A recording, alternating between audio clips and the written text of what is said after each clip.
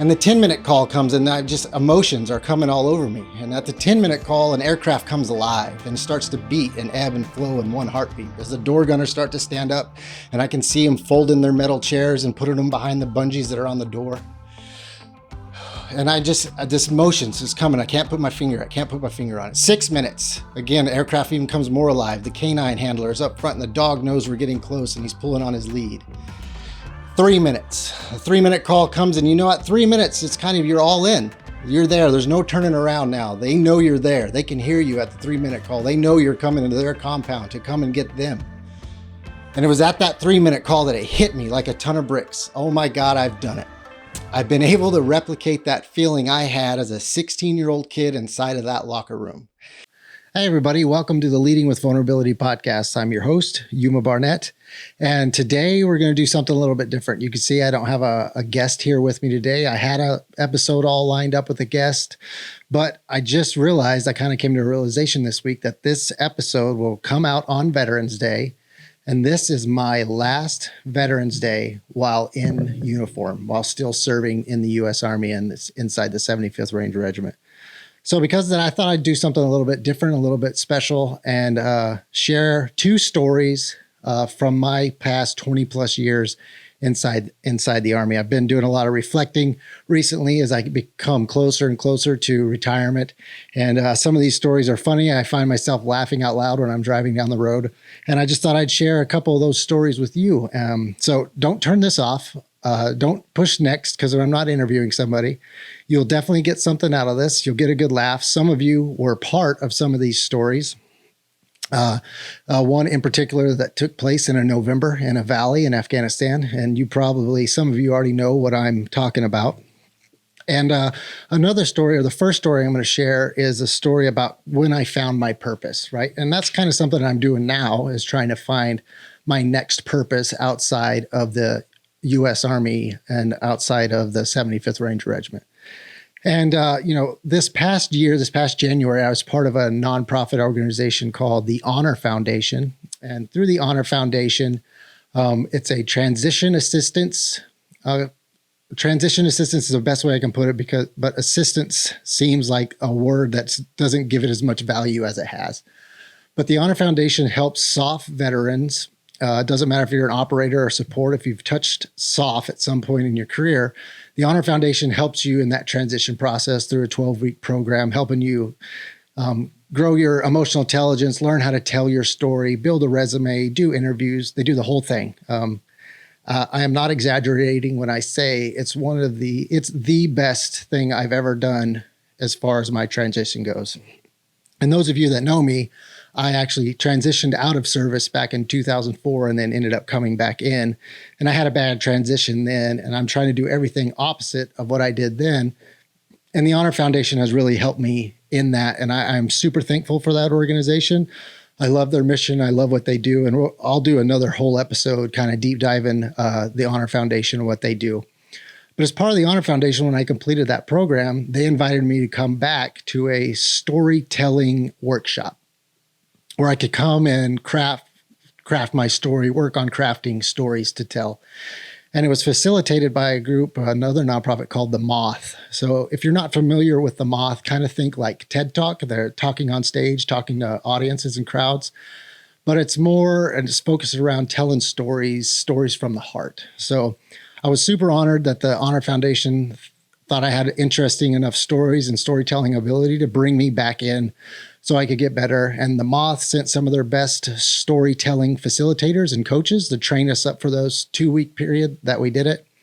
And we got to share a story out of it. And some of you have heard this story that I'm going to share. I use it when I do public speaking or when I do leadership development conferences and speaking. And this is kind of sometimes a story that I'll open with. And it's a story that, when I found my purpose, and it wasn't right away when I joined the Army. It was a few years later that the stars kind of aligned and I realized, this is what I'm supposed to do for the next 20 years or more of my career. So I'm going to share that story with you. As previously recorded over the summer. I haven't shared it with anybody before this version of it. So I hope you enjoy listening to it as much as I did recording it.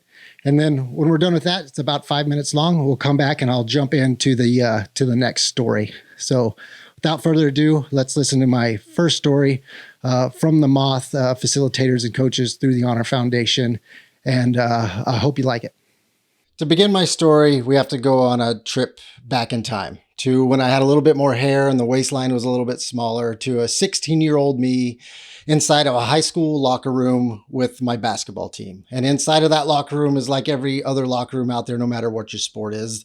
The clang and the bang of the lockers opening and closing, the smell of athletic tape and Tiger Balm, people off in the corners listening to music or drawing up on whiteboards and preparing for the game to come.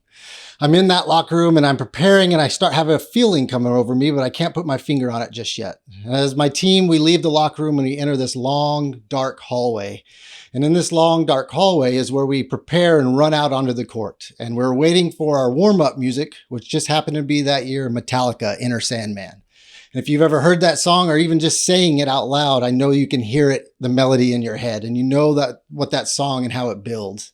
And I'm standing in this long hallway and Metallica Inner Sandman is playing, and I just come over with chills and emotion of all the work and all the time I put in with this team. And we're about to go play a district rival that we haven't beaten in 20 years. And as this feeling is coming over me, I turn and I look to Ben Moeller, who's a 6'7" guy. He's much taller than me. And I tell Ben, and I say, man, I wish we could do this and feel this feeling for the rest of our lives. This feeling we have. And Metallica's playing and it hits and we run out on that basketball court and all the pageantry that surrounds a high school team and a high school game. And we win that game. We beat that team. My brothers are there who had never beat that team, family members, friends. And it was just a great moment. And as we leave and head back to that same locker room and we're living in the joy of the win, I say to Ben, because he was a close friend, man, this is amazing. I wish we could do this forever, because I knew it was going to end at some point. High school is going to end, basketball is going to end, and I'm going to have to do something else. So now we have to fast forward 9 years, which is a long time. And a lot had happened. 9/11 had happened. I lost my best friend in combat. And I'm a squad leader at 1st Ranger Battalion. And I'm on my 5th deployment to Al-Assad, Iraq. And we're inside of a ready room. And a ready room is a lot like a locker room. That's where you go to prepare before you leave. And the sounds and the smells are very similar to that same locker room feeling I had when I was a 16-year-old. And I started to have this same feeling again when I couldn't put my finger on it.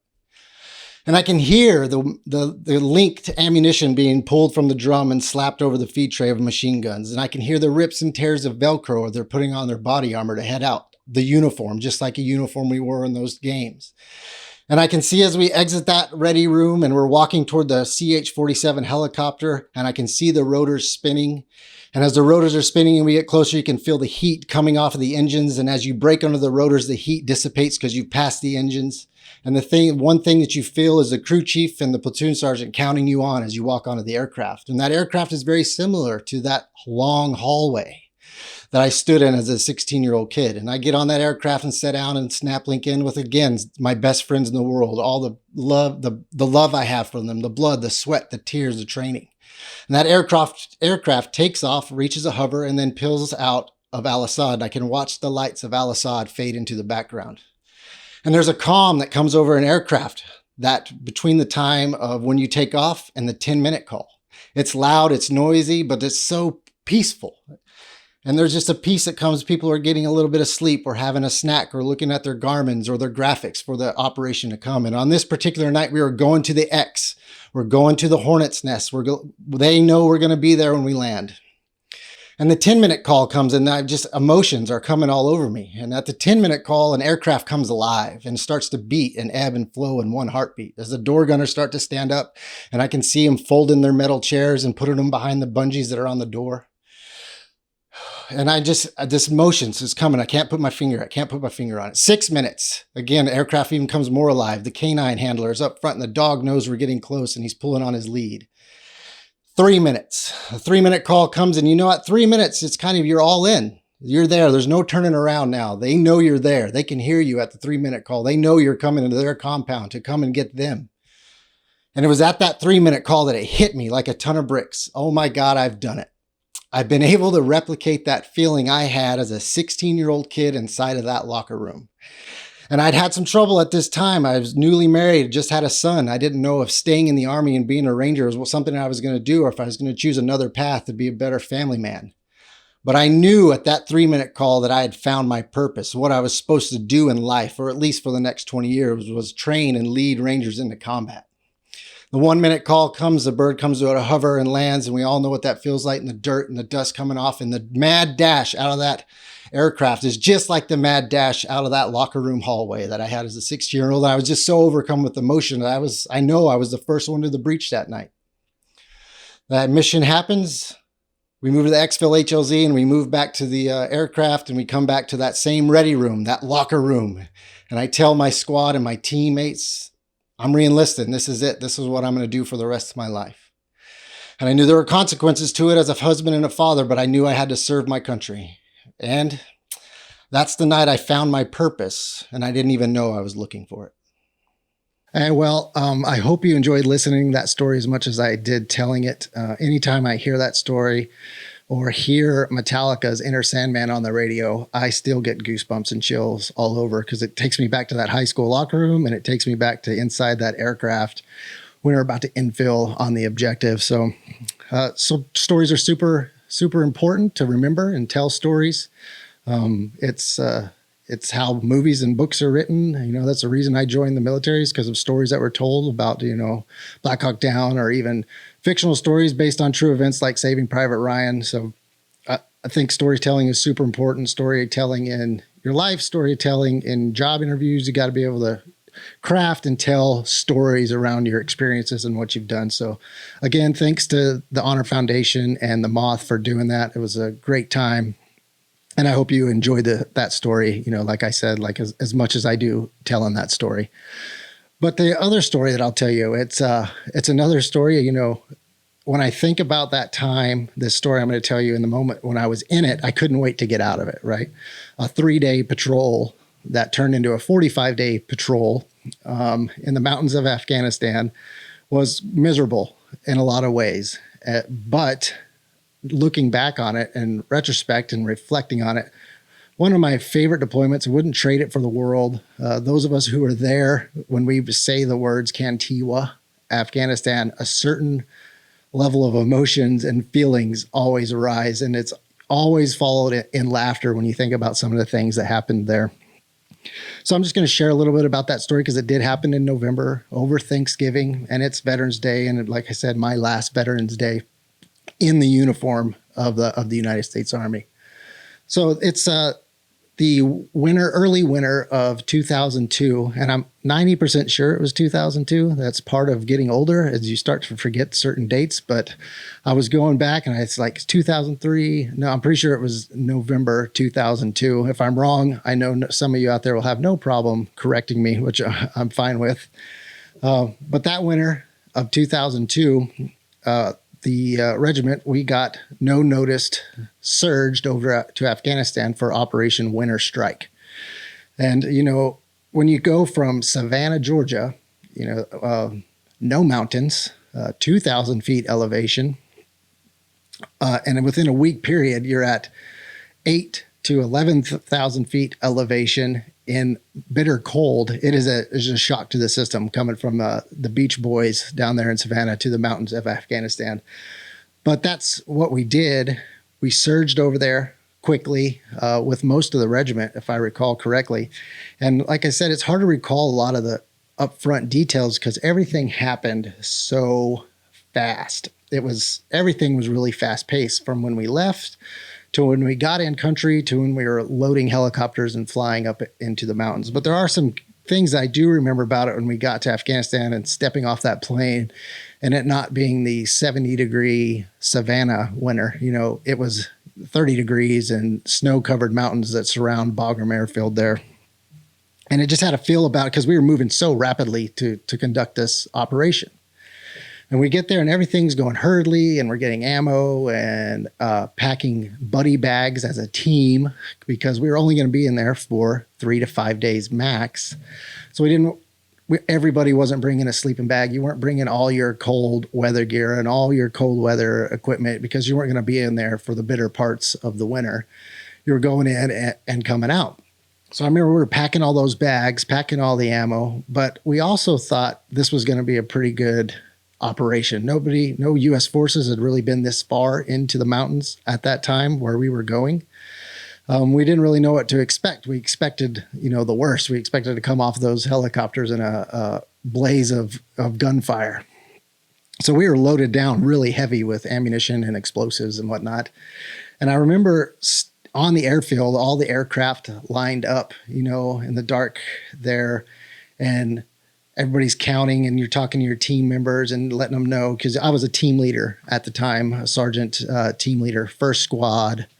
I was first squad, first platoon, Alpha company, Alpha team leader. So if you do that all backwards in your military, I was basically the point man for the 75th Ranger Regiment. I'll repeat it. First squad, first platoon, Alpha company, Alpha team leader, point man for the regiment. There's a lot of people that thought that. A lot of people named Yuma thought that was the case. I even told that to the sergeant major during my E5 promotion board when he asked why he should promote me. I said, well, because I'm the point man for the regiment. If we do a regimental movement to contacts, in company order, I'm the point man. So I thought highly of myself as a team leader, as you could tell. I've been humbled a few times since then, but that's what you want in a team leader, somebody you got to pull back and not somebody you got to push forward. But I digress. I'll quit talking about that. And we're on that airfield, and I remember the chaplain speaking to us and the task force commander. And it just had to feel like they thought we were going to go into that valley, and it was going to be a gunfight. And we didn't know if all the aircraft were going to make it out there. We didn't know if we were all going to make it out of there. And we loaded up on those aircraft, and they all take off from Bagram, and we're flying. And as you fly out, the mountains slowly get taller and taller, and the air coming into the aircraft slowly gets colder and colder as you climb in elevation. And I remember as we break into the valley there, you can see the mountains, and they're starting to rise as your helicopter's flying in. And sometimes it almost feels like you could reach out and touch the rock faces of the mountains. And we're flying in there, the moonlight shining down. I can still see the helicopter's shadow bouncing and moving off of those mountains, those valleys, as we're moving in.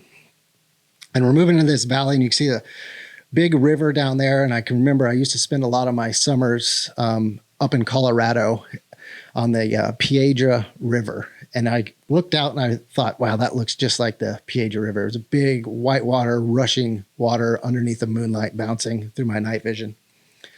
And we move into that valley, and we're getting closer to infill, and we're landing on the floor of the valley. And there's the village off built up into the hillside. And in one portion, there's a spot we called Castle Gray Skull. It was a large fortress thing that they told us was there from like Napoleon era days. That's what it looked like, a big castle Gray Skull there, kind of in the middle center of the valley, right off the river there. The helicopters, we come in, we land, we all run off the back of the helicopters. Like I said, we're pretty heavy. We're only carrying buddy bags of warm gear and equipment, but we all had our rucksacks on, which were heavy. So with all the ammo and body armor coming off of that aircraft, everybody's carrying easily 100 plus pounds of equipment. We get off the aircraft and we're ready for the hail of bullets, and it never happens, right? And the aircraft lift off and pull out of the valley. And I just remember how quiet it was. The only thing you could really hear was the roar of the river that we were right there by. And other than that, dead quiet. And you could hear some of the aircraft that were overhead, in a support capacity. And it wasn't like we thought it was going to be. I think there was one engagement right on infill with a different platoon on a different part of the valley. But it was just quiet. It was eerily quiet. And we're hearing on the radio, we're getting reports that there's a lot of movement in the village and in the village down the valley a little ways, people moving up into the hills. And, you don't know what they're doing. You don't know if they're going up there to set in ambushes, if they're hiding their weapons, if they're getting their weapons, if they're going to wait till daylight and attack us or what. So we stayed down there in the bottom of that valley, I'm fairly certain, until sunrise, right? And I remember being in that valley. You can't, at night, the mountains are big and it's grand and kind of have an idea of what it looks like.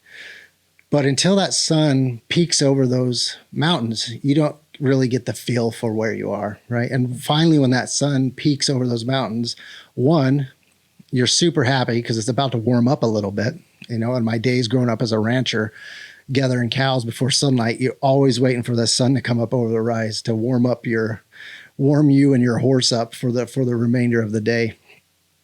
Same feeling down there in that valley floor as the sun comes up over the mountains and it kind of illuminates the valley. And that's when you get an understanding of just how big those mountains are, right? How big and rough and rocky and how the terrain is. And there are some trees, but not as many trees as you would see in Colorado or whatnot, but still looked very similar to some of the places I've been in Colorado up in the high country above snow level line. And just really beautiful, beautiful country. Reminds me, kind of New Mexico where I grew up. The weather was very similar, elevation very similar.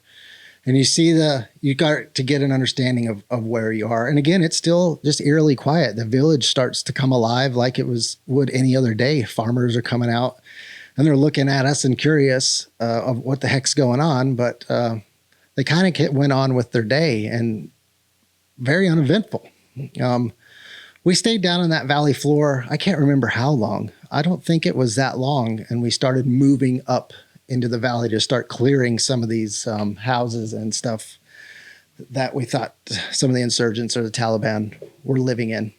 So I do remember very much so. I remember walking up into the valley higher on these tiered farm fields, right? There's everybody, you farm it, you kill it, you eat it.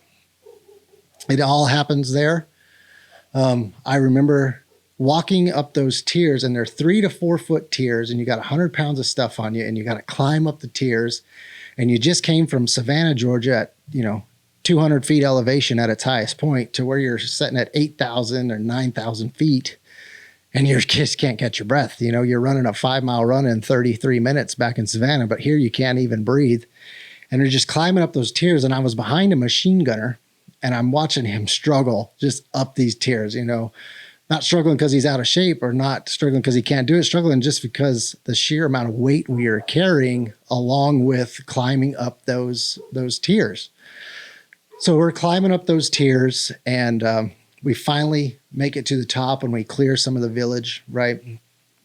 And as we're doing that, as we're clearing it, everything, we found a few things, some weapons and some, old artillery shells and mortars. And, I think we eventually take them out and destroyed them. And, we're still at this point, we're thinking we're only going to be there for 3 to 5 days. So we occupied a house there and, start pulling guard shifts and guard duty. And it was fairly shortly into that rotation, into that trip, that we saw our first real snowfall. And it snowed, a good foot. And a lot of guys hadn't never seen snow before. There wasn't much snow on the ground when we landed. There's most of it had melted. And some of the people, that were from areas where there wasn't a lot of snow, this was a lot, a foot plus of snow. We're sleeping in the courtyards and some are inside the building and you're covered in snow. I just remember how beautiful it was, especially when the sun comes up and you have snow on everything. All that snow with the quiet is just an amazing sight, it reminded me of home. But we stayed up in that one house for a little while and, the days start going and we're thinking we're going to leave. And they're like, well, it might be a little more than 3 to 5 days, right? And we only packed enough food for 3 to 5 days. So I remember our platoon, first platoon, we ended up moving back down into the valley floor and occupying a little, an animal pen, right? We actually paid rent to the owner of this animal pen. And that was going to be our position.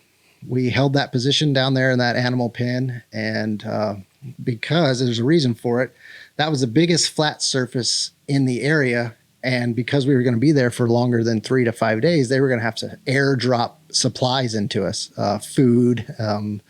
They ended up airdropping our sleeping bags into us. They ended up airdropping a lot of things into us because, like I said, this 3 to 5 day patrol suddenly turned into, we don't know when you're coming out of here, right? We want to see how the enemy reacts to an American presence for a long period of time in this valley. So we weren't packed for that. So I remember 2 specific airdrops that really stick out in my mind is the first airdrop. I'm 90% sure it was the first one. We got more food, more MREs, those meals ready to eat, packaged ready to eat. And you're setting up the drop zone for the markers for when the aircraft's supposed to release them. We have a Pathfinder out there who's been Pathfinder trained to help, so it lands where you want it to. A few minutes before the airdrop, we secure the area, where all the MREs are going to land. So we're sitting there and you see the C-130 flying down the valley, right? And it comes on heading, opens the tailgate, and drops the supplies, pallets, big, large pallets. So we had a whole company in there that you had to feed. You had to drop in, more meals to. And we were sitting there, and I remember looking up through my nods as they're falling, and I'm like, those aren't going right here where we're going to be able to recover these very easily. And they're up there and they're drifting. And if you've ever seen a parachute, somebody parachuting out of there, sometimes they can kind of hang. They'll hang there, they'll catch some air and float down a little slower. I remember watching one in particular that was kind of hung up there and was floating down slower, not where it's supposed to be floating down. And it ends up coming down probably a good 700-800 meters away up the mountain on the other side of the river. And you see when it hits, it just explodes and MRE boxes go everywhere. And that wasn't the only one. There was multiple that went everywhere. One might have landed close. I know one went through the roof of one of the Afghans' little huts there. We were going to pay him money for that, but he ended up just wanting the plywood and the honeycomb cardboard that came on the drop instead of our money as payment for us destroying his house with our drop. That drop I remember very well. And this other drop is when they knew we were going to be there longer, they had to drop in more cold weather gear. They had to drop in the rest of our sleeping bags because we left that stuff back in Bagram bagged up in the event that we might need it later. I think they knew all along we were going to need it later. To be honest, they just didn't tell us. But again, we set up the airfield. They bring it in. And then you drop the parachutes, and you're watching it float down, and you know what's in it. It's sleeping bags and more MREs and stuff. And there's one pallet that floats off of the little drop zone we have there and lands directly in the river, right? And we're sitting there and we're all looking at it and we're like, please do not let that be the cold weather gear and all the sleeping bags. Because these are big, puffy, like down-filled sleeping bags. So you can imagine how heavy they would be if they got wet. Well, we don't have to imagine it because we got to pull wet, heavy sleeping bags out of the river. So on both those occasions with the drop, I remember it because it was miserable. The first one with all the MREs scattered all over Afghanistan, it felt like. It took us 2 days, I think, to recover all those MREs. And we had that river. The river was big. It was a pretty big river up there. And it was moving at a very good pace with all the snowfall and snow melt. So we're recovering those MREs and we're walking across this little bitty footbridge. And when I say bridge, I use that term loosely because it was just a tree log across the river. And you have all your gear on and your gun and all your ammo. And we'd walk 500 meters this way, find the MRE boxes, pick up 2 of them by the little straps, and then hump them back down the mountain across the little footbridge. And it's amazing. I don't think we had anybody fall in that river while we were doing it because, frankly, you didn't want to fall in there because if you didn't get out of there quick, depending on what time of day it was, and if somebody went there, you're either going down river or you're going to get hypothermia and, die or have to get evac'd out of there. So I remember doing that for a good 2 days. It was recovering those MREs off of that mountain. And then with the sleeping bags, we had a leader that did what a leader should do. Our first sergeant took his boots off, rolled his pants off, and in the middle of the night there, waded into that freezing water and started pulling bags out with sleeping bags. And those bags were not light. And we would hand them off because, of course, they landed on the wrong side of the river as well there, and then walk them down wet, cross the footbridge. And then, the next day we laid them all out on whatever we could find, rocks and pins and outbuildings to dry out everybody's sleeping bags. But those 2 drops really stick out in my head as part of the stuff that was happening. And we ended up staying down in the bottom of that valley for quite a while in the animal pen, right in the pen. And we would pull guard there every night. And there's one event that happened there one night that's really funny. So I just come off of a guard shift. And for a guard, we stood up on the roof of the pen and pulled guard, two of us, right? And we had 2 squads, I think, down there in the pen.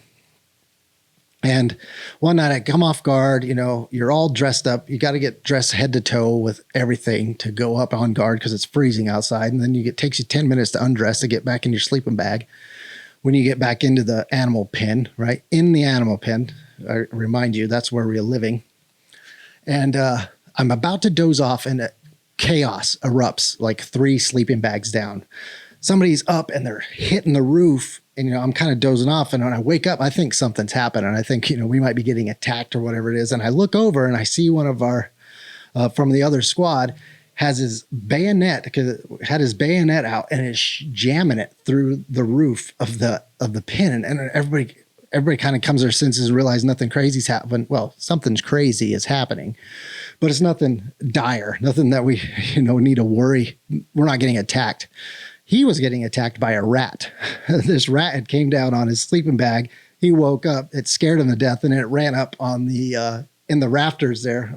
I use that term loosely, into the wood of there, and he's up there jamming it. He's yelling, "I got this rat!" And he ends up stabbing the rat, and just rat blood all over the place. But there's one of those little moments that you look back on and you just laugh when you think about it.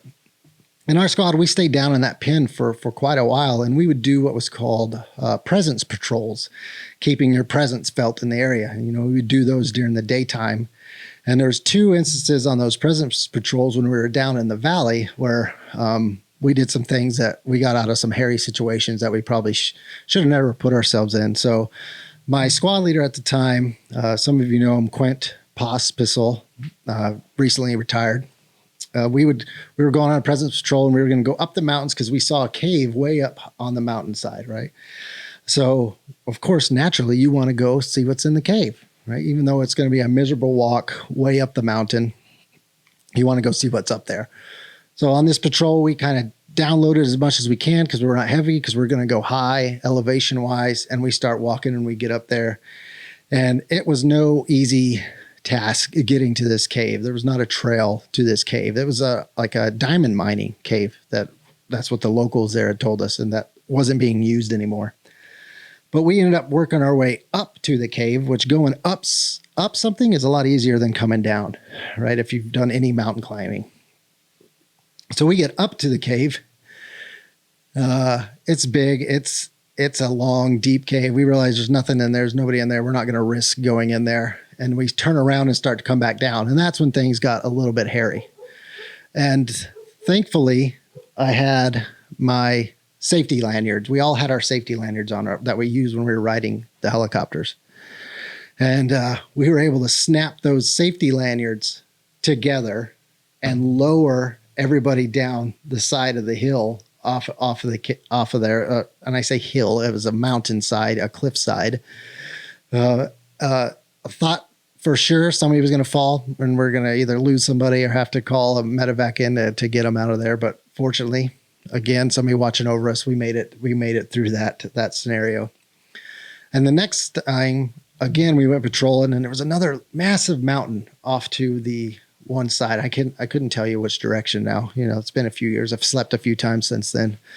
But again, we're like, let's go to the top of that. Let's see how high we can get, right? And I had a watch at the time that had elevation in it. And we were climbing up this mountain doing our patrol because it was good to get high because you could get a whole different perspective on the valley and see things and pull your binoculars out and look around and see if there was something out there that you needed to see. So we get up there high. We get up there. We're pretty high. We break 10,000 feet. We're still climbing and we run into that shale rock, those rock slides, right? And I'm in the alpha team leader, but I'm in the rear this time. We would alternate who was in front and the rear.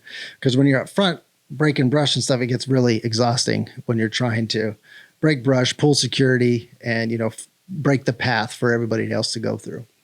So we're up there and the team leader in front steps on what looks like a stable, gigantic piece of rock shell. And it's surrounded by that other shell. And it was not stable. It's about the size of a Volkswagen. I'm about 25 yards away from that alpha team leader, directly behind him. And that rock comes loose and starts sliding toward me. And it is gaining, and we are steep incline. So moving laterally left and right was no easy task. So as I see it coming toward me, I yell to my team, get out of the way of this Volkswagen coming toward us. And then I realize that I'm actually the one that needs to get out of the way.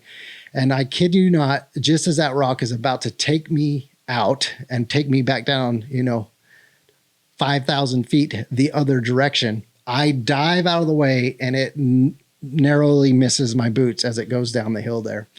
Just another one of those moments where your life kind of flashes before your eyes. We decided at that point we had gone high enough. We'd taken enough risk for that day, and we turned around and worked our way off of that mountain. So we spent a few weeks, maybe even a month, close to a month, in that animal pen. And then eventually, it moved into later November. We moved up to the area where I said that Castle Grayskull was, and kind of consolidated our platoon into one big building that had a basement floor and a second floor. And when we moved up there, there's a few other stories and things that happened in this time that we moved up to the and consolidated there around Castle Grayskull. So Castle Grayskull became like the headquarters, that's where all the head sheds set. That was a good spot to put radio antennas and all that stuff because it had good height in the valley. We had some generators, of course, brought in or airdropped into us. So we had some power over there so we could run some communications equipment and some computers and stuff like that. And it had a terrible walk up to Castle Grayskull to pull guard. And during this time, we were a lot of guys in the platoon, in the company, we smoked cigarettes, right? We were Alpha Company, so we were the mobility company back in the day. And just like any Army mobility, if you're on a tank or a Bradley or a Stryker, you guys smoke. Mobility guys smoke cigarettes. I don't know what the deal is. But we had a lot of guys that smoked, and we would pull guard, and we all kind of had it down that if you smoked a cigarette, and we weren't smoking Marlboros, we were smoking Afghan Pine Lights, baby.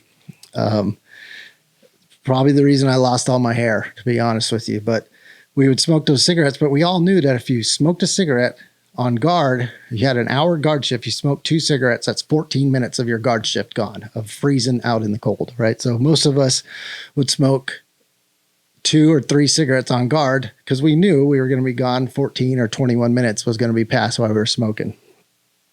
Just terrible, right? And if you were unfortunate enough to draw the walk up to Castle Grayskull at 2 a.m, you come out of there and you walk up this incline to the door at Castle Grayskull to pull security, right? And if you were not on Castle Grayskull and you're over at the main house, you stand on the corner there and you could watch the person that was going to Grayskull walk up the hill. And at night, frozen, the ice, that's frozen back over the path, and you could sit there and watch, and you would be like, oh, here, yep. Right about there. Yeah. He fell down. He hit the ice patch and fell down. You get good chuckle out of it because you didn't draw Grayskull that night. Right. So, the guard shifts were terrible. It was just a long hour, especially at night, just freezing to death. Take you 20 minutes to get dressed, 20 minutes to get undressed, and then just go stand out in the wind, in the cold, and smoke cigarettes and pull guard. Just a terrible experience that is one of the better experiences I've ever had. And another event, inside of Castle, when we moved up to that area, is we knew the locals. We were renting these buildings from the locals that were there. There was one that kind of took a shine to me, right? And called him Blue. The movie Old School was really popular then. So this older Afghan gentleman who would help us out and kind of show us where to go if we were doing patrols, if there was somebody bad in the village, Blue would help us out, old Blue. And I would always say, hey, you're my boy, Blue. And I have a picture of me and Blue together somewhere. I hope I can find it and put in the episode for you guys watching on YouTube. But Blue would come around every day, and he would come when I was on guard, and he would talk with me, the best he could talk with me is a loose term because he didn't speak a lick of English and I didn't speak a lick of whatever dialect of Dari, Pashto, or Afghan that he was doing, but we'd communicate. And Blue and he just took a shine to me. You're my boy, Blue, right? And I always wondered what happened to Blue when we left. I think I probably know what happened to Blue because he helped us so much, and that's unfortunate. But just one of those things that you don't expect to find in the middle of the Afghan mountains is a older Afghan gentleman that just kind of befriends you, and you create a nickname for him, and he always coming around and check in to see if I was on guard and this stuff. But all that time on guard and over there and walking up to Castle Grayskull, we had gotten some 5-gallon water cans for water. Again, airdrops to us or whatever it was. And we would go and squads would rotate who was going to go load or, fill up the water jugs. And there was a creek that ran right through the middle of the village. Okay. So first squad's time comes around. It's water resupply. No big deal. And we'd had some fresh snow or something, and the water was running really well through the middle of the village. And we're like, well, we don't have to walk way down to the river, or we don't need to walk, way over here. We can just go right here and use our filter systems and pump the water into the water jugs. We have probably 6 or 8 water jugs, 5-gallon water jugs. Looks like one of those gas cans. So our squad, we move out there and you push security out, and we're sitting there and we're pumping the water cans full, right? We're thinking we got over. We didn't have to walk a long ways because we got this nice white water stream coming right through the middle of the village right here. And we're pumping the water in, and an Afghan comes out. This is in the morning. An Afghan comes out of his house, and we'd been there for a while on that by now, so they're used to us. And he looks at us, and he comes, and he's upstream of where we are, right? And he comes over there in his man jammies, and he drops trowel, right? Takes his pants down, straddles the little stream there, squats down, takes a crap in the stream, takes a leak in the stream, and then starts washing himself in the stream. Now, remind you, I am with the squad downstream of this, pumping water jugs full, and we're about done. And I remember we all kind of look at each other. We look at the Afghan up there cleaning himself after using the loo in the stream we're filling up our water jugs with. And I don't even know if we said anything. I think we might have just kind of shook our heads, dumped out the 4 or 5 water jugs that we had already filled, and proceeded to hump farther up the mountain away from a populated area to try again, so that we weren't drinking Afghan under sweat and pee and poop. Because if one's doing it, probably the whole village is doing it. So a lesson learned there that we thought we were going to get over and do things the easy way, and ended up, it was one of the most disturbing moments of my life, right? Watching that happen. But just another one of those funny stories and things that happened while we were on that rotation. And we got closer to Thanksgiving. We were kind of thinking like, there's no way they're going to leave us here for Thanksgiving, right? We're not staying in this valley all this time. Well, sure enough, not only were we going to stay there for Thanksgiving, they were going to fly in Thanksgiving dinner for us, right? Which sounds great until you have to secure the area, set up place for somewhere to eat this, because they flew it in mermites. And if you're not familiar with the mermite, it's a big square plastic dish. And they flew in a legit Thanksgiving dinner. Helicopters land that we wish we were getting on to fly back to the chow hall. We unloaded mermites for a company, Thanksgiving mermites, mashed potatoes, turkey, gravy, the whole thing, a whole bunch of candy. And we set up tables around in this valley floor with the honeycomb that was on the airdrops, where they package things in honeycomb, that big square honeycomb. And the water cans and fuel cans, because we had fuel cans because, of course, we had to burn our own feces while we were up there, right? Why wouldn't we? But I digress. We set up a Thanksgiving dinner down there in this valley floor, and we had Thanksgiving dinner, and there's a picture of us all sitting around having Thanksgiving dinner. And you got guys pulling guard, and guys are in there eating their turkey dinner that they flew into us, which, again, one of those things at the time we were like, this is terrible, right?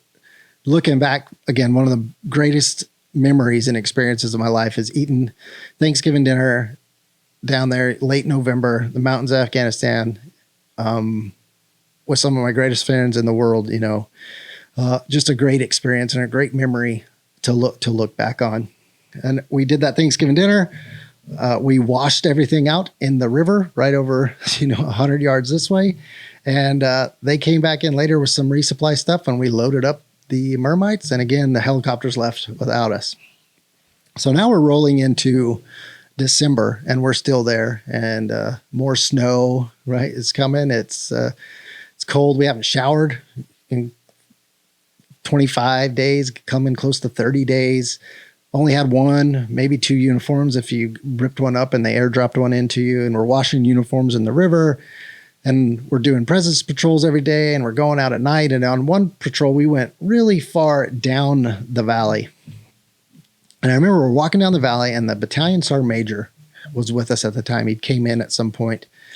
I don't remember exactly at what point this was when we did this, but at some point in this 45 days, we did a patrol down the valley, right? And we would go clear these villages and see what was there.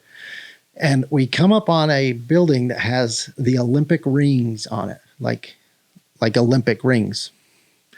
And I kid you not, there's an Olympic athlete training in this village to go to the Olympics to represent Afghanistan.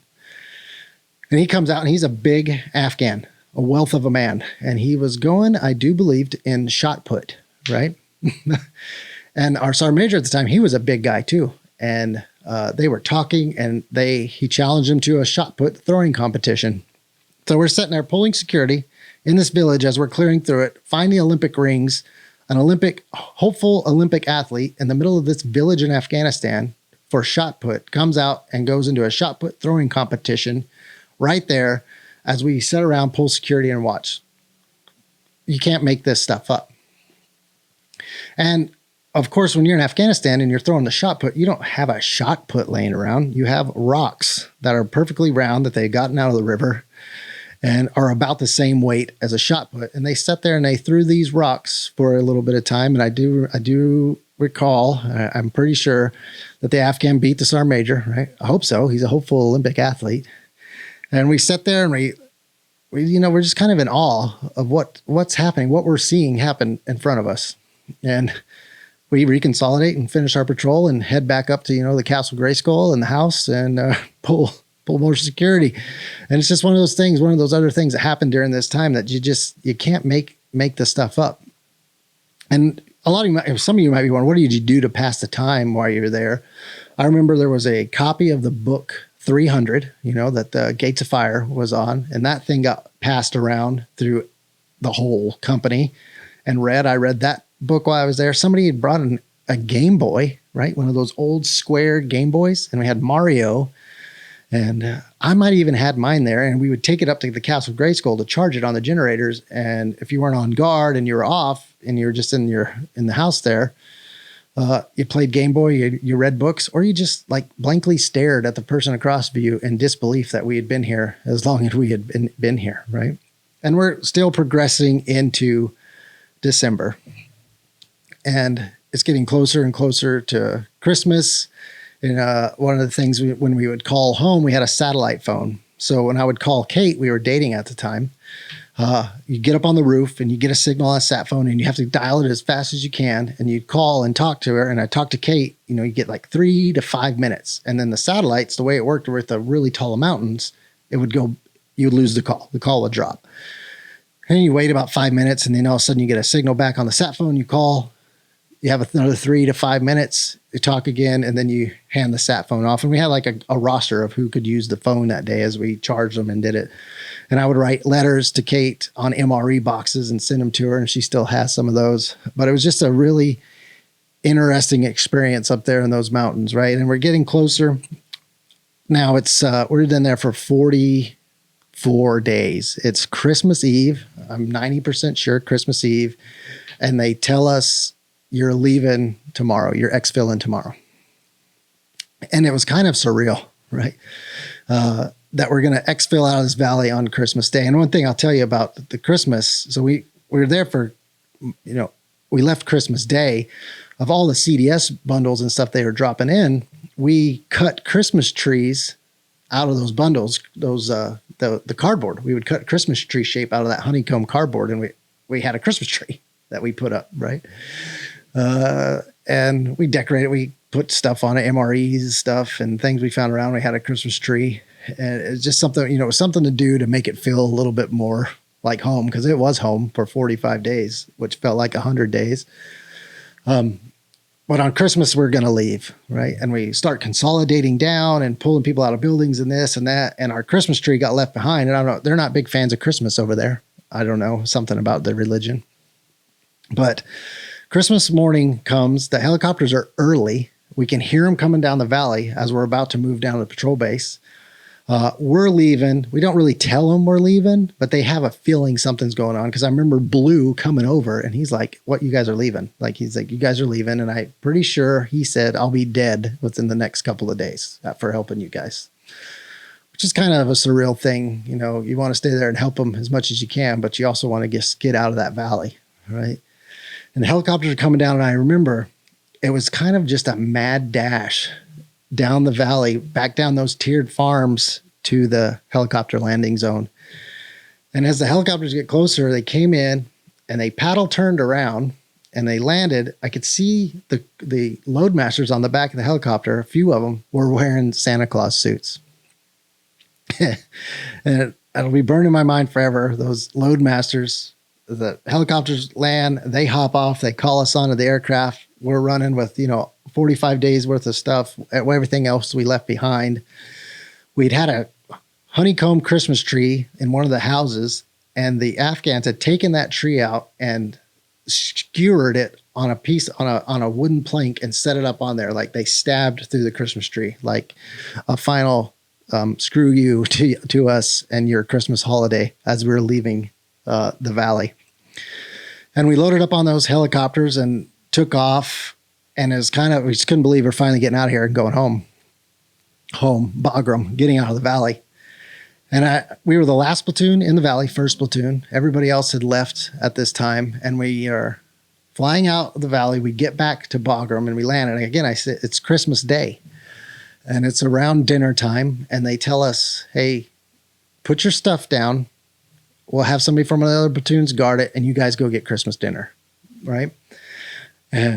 So we do that. We put all of our stuff down. Somebody's guarding it. And we walk into the chow hall to get Christmas dinner. And I think we cleared the place out. I remind you, we haven't showered in 45 days. We've washed off in the river we can, but we've been wearing the same clothes, the same boots, the same 3 pair of socks. And we walk into that chow hall and you can see the expressions change on everybody in that chow hall as just this stench moves into the chow hall and overtakes it. But that food was so good. Hot food right off of there. I remember getting my plate of food, moving over to a wall and just sitting down with some of my friends from the platoon and eating that Thanksgiving dinner and just kind of going, I can't believe what we just did for the last 45 days, And like I said, at the moment, one of the worst experiences of my life. It was terrible, right? So I thought, it didn't take long after that to realize that was just an awesome experience. Aside from being away from family and stuff like that, I wouldn't trade that experience in that valley for $1 million. I wouldn't trade it.